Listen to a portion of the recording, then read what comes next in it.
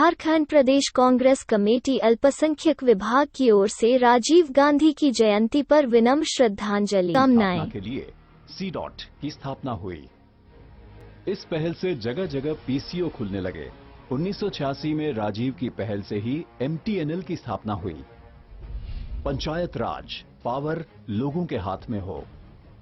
राजीव गांधी मानते थे कि 21वीं सदी के भारत के निर्माण के लिए ग्रामीण भारत का विकसित होना जरूरी है, जिसके लिए राजीव गांधी ने पंचायती राज व्यवस्था को लागू करवाने की दिशा में कार्य किया। कि जब तक हम पंचायती राज संस्थाओं को मजबूत नहीं करेंगे, जब तक हम लोगों के हाथ में जिम्मेवारी नहीं देंगे, नीचे नहीं देंगे, तब तक ये नहीं हो पाएगा। गांधी जी ने कहा था कि स्वराज की मेरी कल्पना ये नहीं कि सत्ता कुछ ही लोगों के हाथ में आ जाए, बल्कि यह है कि जनता में सत्ता का दुरुपयोग रोकने की क्षमता पैदा हो। यही हम भी करना चाहते हैं।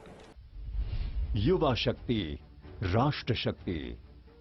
विश्व के सबसे युवा देश के युवाओं का महत्व राजीव गांधी ने समझा और क्रांतिकारी फैसला करते हुए 18 वर्ष की उम्र के युवाओं को मताधिकार देकर उन्हें देश के प्रति और जिम्मेदार तथा सशक्त बनाने की पहल की। शिक्षित भारत, विकसित भारत।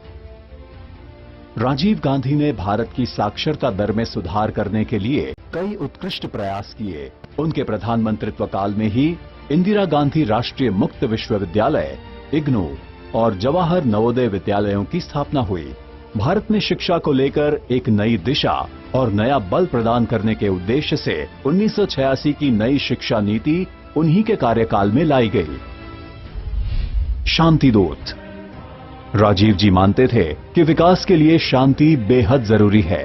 राजीव गांधी ने पंजाब, असम, मिजोरम समझौते पर हस्ताक्षर किए और इन राज्यों में शांति स्थापित की। वहीं अंतर्राष्ट्रीय स्तर पर भारत श्रीलंका समझौते पर हस्ताक्षर किए। राजीव गांधी ने परमाणु निशस्त्रीकरण को अपनी विदेश नीति के प्रमुख मुद्दे के रूप में चुना और सोवियत संघ के श्री मिखाइल गोर्बाचेव के साथ परमाणु हथियार मुक्त और अहिंसक विश्व का आह्वान करने वाली घोषणा पर हस्ताक्षर किए। अंतर्राष्ट्रीय संबंध।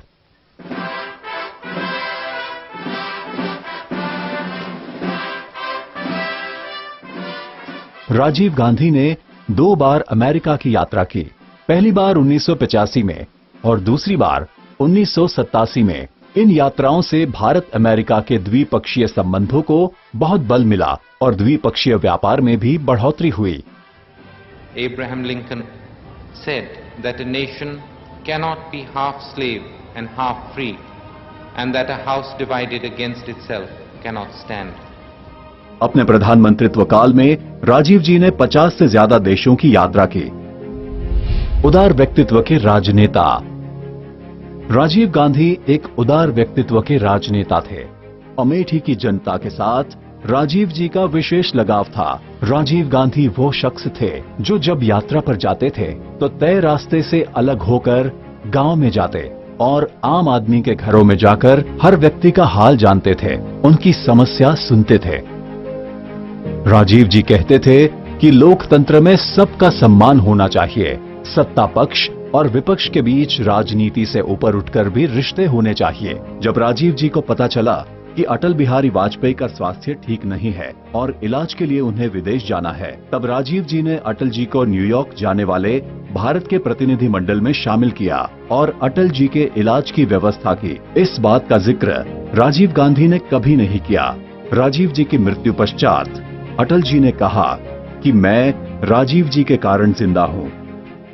राजीव गांधी अपने सपनों को पूरा करने के बेहद करीब थे। 1991 में महीने भर के लंबे चुनाव अभियान के दौरान राजीव जी देश के लगभग सभी भागों में जाकर सभाएं कर रहे थे। 21 मई 1991 को श्री पेरम्बदूर की चुनावी सभा में एक धमाके में राजीव गांधी शहीद हुए।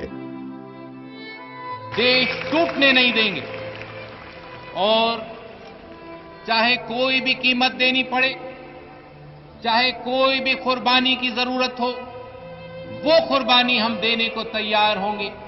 लेकिन भारत को हम कमजोर नहीं होने देंगे, भारत को हम टूटने नहीं देंगे। आज भारत रत्न राजीव गांधी जी की जन्म जयंती पर राजीव जी के उन महान कार्यों को याद करें और राजीव जी के सपनों का भारत बनाएं। ऐसा भारत जहां प्यार के लिए जगह हो, विश्वास का वातावरण हो, घृणा ना हो, हर विचार का सम्मान हो। ऐसे भारत का सपना हमें पूर्ण करना है। आज भारत के मूलभूत सिद्धांतों पर खतरा मंडरा रहा है। तब हम सब मिलकर राजीव जी के सिद्धांतों पर आगे बढ़कर इन चुनौतियों का सामना करें और देश की रक्षा करें। झारखंड प्रदेश कांग्रेस कमेटी अल्पसंख्यक विभाग